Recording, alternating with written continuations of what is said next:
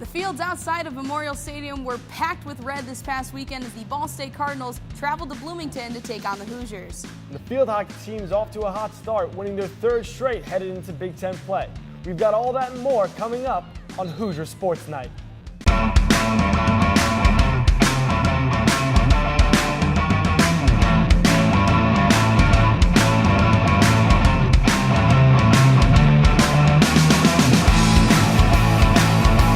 Welcome to Hoosier Sports Night. I'm David Sugarman. And I'm Juliana Sherry, and we're here in the Franklin Hall Commons in the newly minted media school here at Indiana University. A lot of news coming out of IU sports this week. Hoosier Hysteria just got a date. But first, let's talk about the football team. The Hoosiers are 2-0 after taking down Ball State in the home opener. And Juliana, for the second week in a row, it was all about the defense. Yeah, and the defense really saved them in the end as the offense sputtered and nearly gave it up to the Cardinals, and they score a lot closer than a lot of Hoosier fans hope to expect. Our very own Brandon Pavlina has more on the recap. The Hoosiers played host to the Ball State Cardinals this weekend for their home opener at Memorial Stadium here in Bloomington, Indiana. We picked this one up midway through the first quarter with IU up 3-0. Legau with the short completion to the outside for Divine Redding was able to break a couple nice tackles and make his way downfield. 2 plays later, Divine Redding on the handoff, going to make his way down and bulldoze his way ahead for a 12-yard gain and a first down for the Hoosiers. Next play on the drive, Legau drops back, looking deep, and is able to connect with Nick Westbrook in the end zone for a 43-yard touchdown strike, the first of the game for the Hoosiers to make the score 10-0. We jump ahead to 5 minutes remaining in the second quarter. Mike Majette takes the handoff, and he's able to bounce it outside for a nice cutback lane, breaking a couple tackles down the sideline for a 48-yard gain. 2 plays later, Mitchell Page on the outside catches the screen pass from Legau and takes it up the field for 21 yards to make it 1st and goal for the Hoosiers. Following an incompletion, Legau drops back, pumps once, and delivers a strike over the middle of the field for a 10-yard reception, touchdown to wide receiver Luke Timian to extend the Hoosiers' lead to 17-0. Next drive for the Cardinals, quarterback Riley Neal delivers a pass over the top, but it gets swiped out of the air by the Hoosiers' safety Marcelino Ball. And on the ensuing drive for Indiana, kicker Griffin Oakes looks to extend the lead heading into halftime, and he does so successfully, knocking through the 3 to make it 20-0. First drive for the Hoosiers following halftime. On the second play of the drive, Legau floats one out to Westbrook on a screen, and it's a foot race to the end zone as he hustles down the sidelines. A 79-yard touchdown to put IU on top, 27-0. IU would only tack on 3 more for the rest of the game, and Coach Wilson was asked about the offense being slowed down in the second half after the game. Started third quarter for big play, played pretty good. Offense got a little stale, punt team got a little stale. I think we've been great to be a little crisper team, but that was good football and a good team win. And again, a lot of respect for Ball State. Thought they were going to come in and play well, and I thought our guys had to play well to beat them, and we got played better. That was a good effort today. So the final score from the home opener in Bloomington, IU 30 and Ball State 20. Richard Legau finished the day with 266 yards passing and 3 touchdowns through the air. Divine Redding finished the day with 110 yards, but still no touchdowns on the season. Griffin Oakes drilled 3 field goals for the Hoosiers, but no performance was bigger than Nick Westbrook, who finished with 3 catches for 133 yards and 2 touchdowns. The Hoosiers will be off next week, but when they return to action, they will be taking on the Wake Forest Demon Deacons. For IUS TV, I'm Brandon Pavlina. Lots of Hoosier fans are excited about the potential for a great football season, encouraged by the Hoosiers' appearance in the New Era Pinstripe Bowl last year.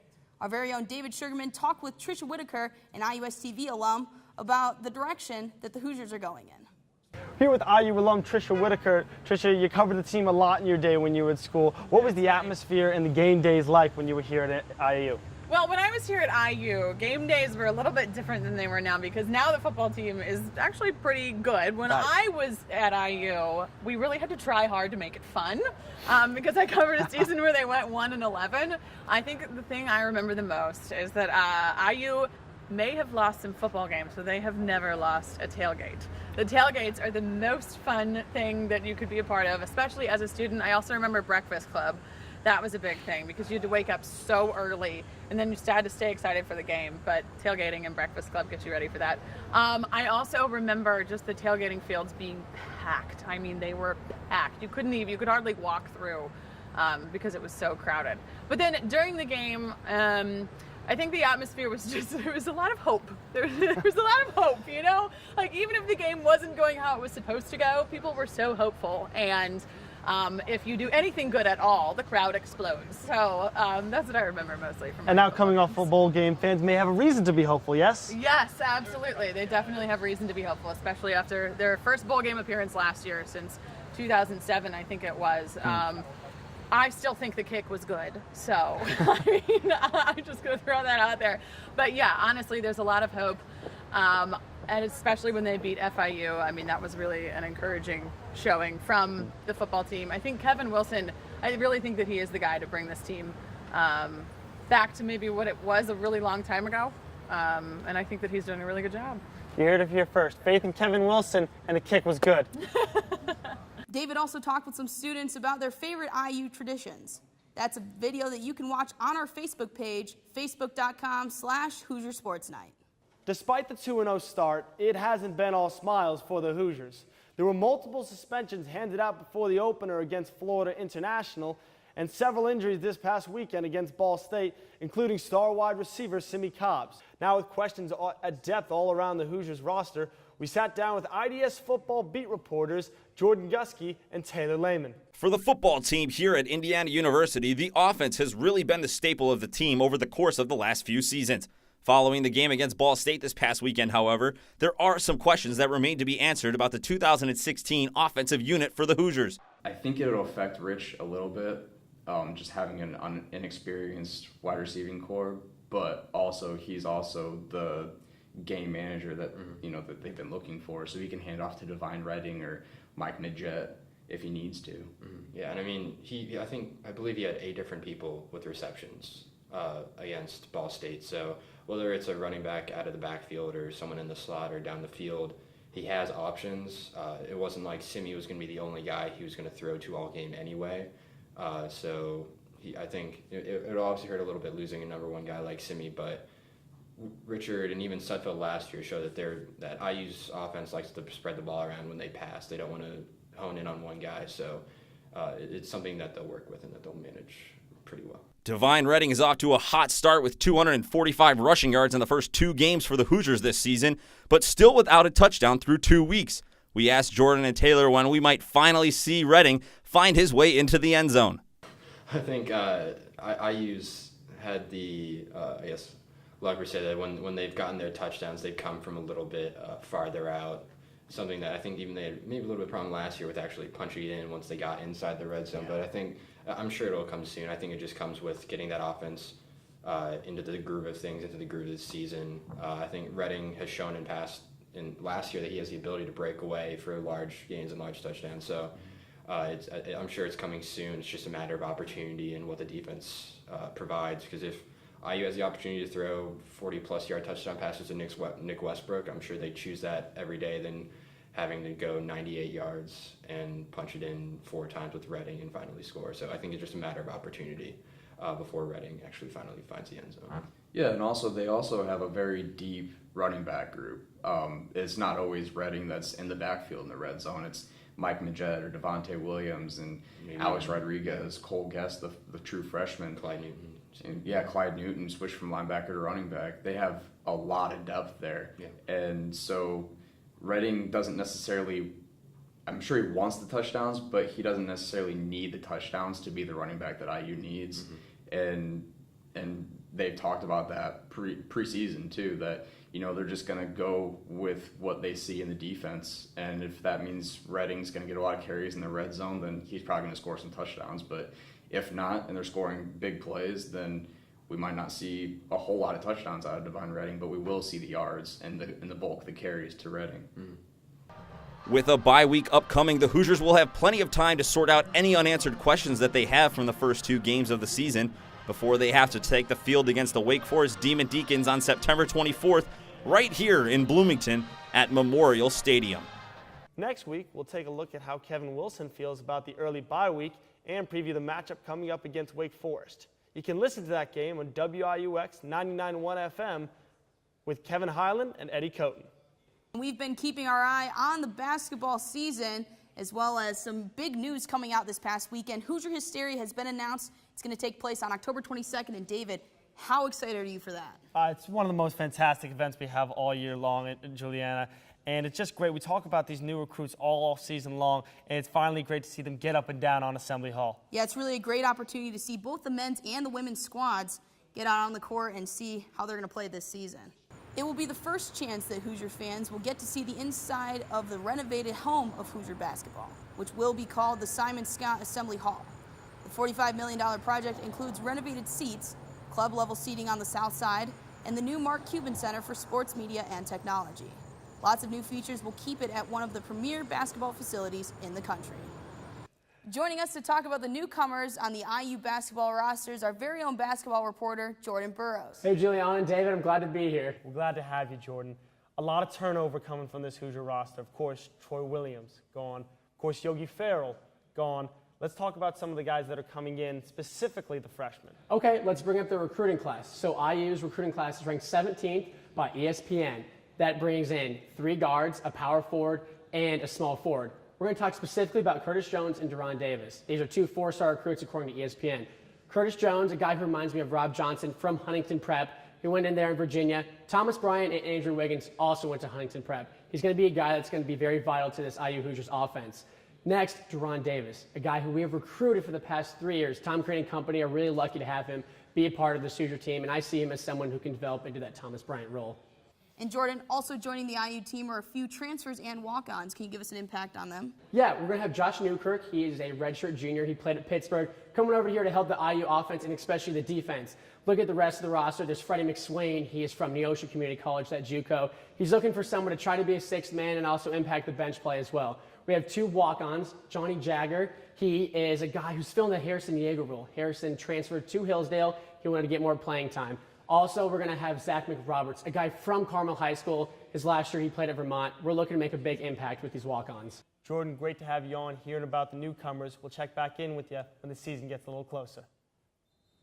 In a moment, we'll get to the soccer pitch and check in on the Hoosiers as both the men and women prepare for conference play. But first, you can earn great rewards and better seats for IU men's basketball simply by using your phone. IU Athletics explains what you need to do.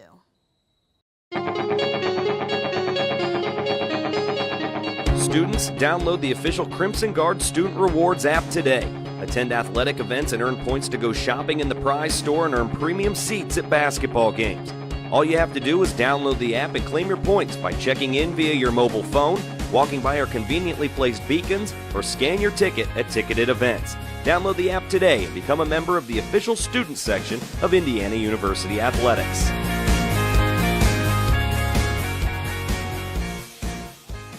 The men's soccer team was tested early and often in their non-conference schedule, facing several top 25 teams.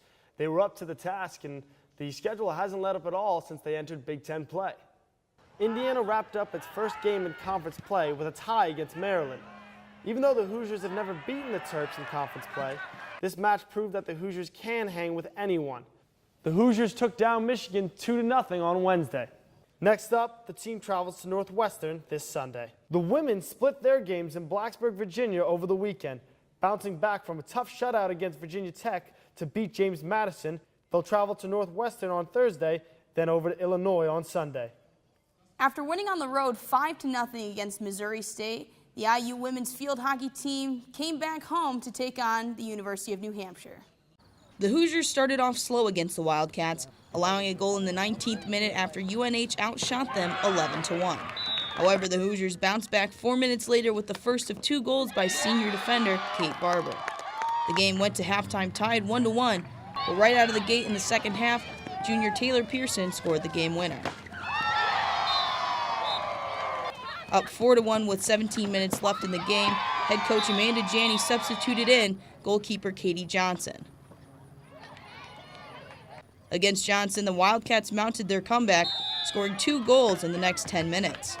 However, after substituting sophomore Noelle Ruta back in at keep, the Hoosiers were able to hold on and defeat New Hampshire 5-3. Captain Kate Barber had this to say about the Hoosiers' victory and how it impacts their next slate of games.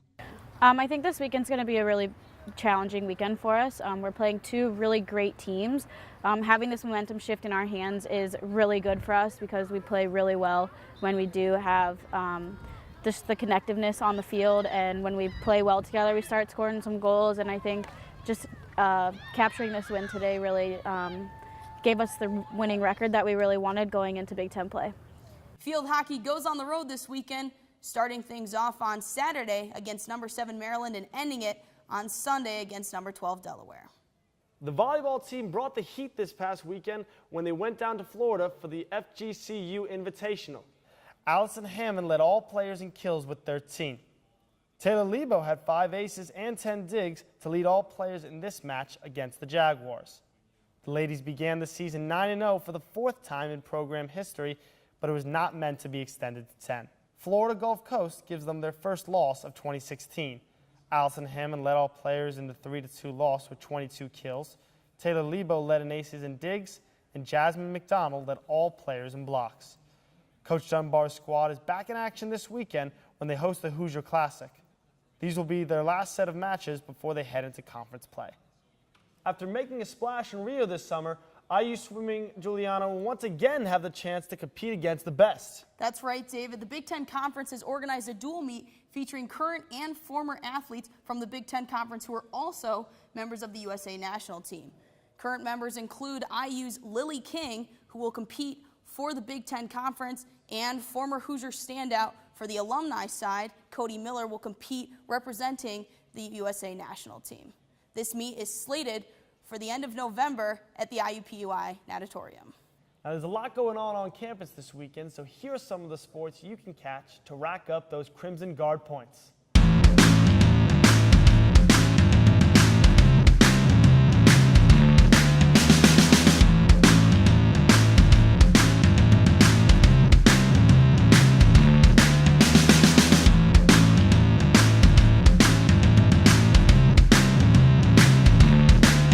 Don't forget to like us on Facebook at IUSTV Sports, as well as on our Twitter page. For David Sugarman, I'm Juliana Sherry. Thanks for watching Hoosier Sports Night.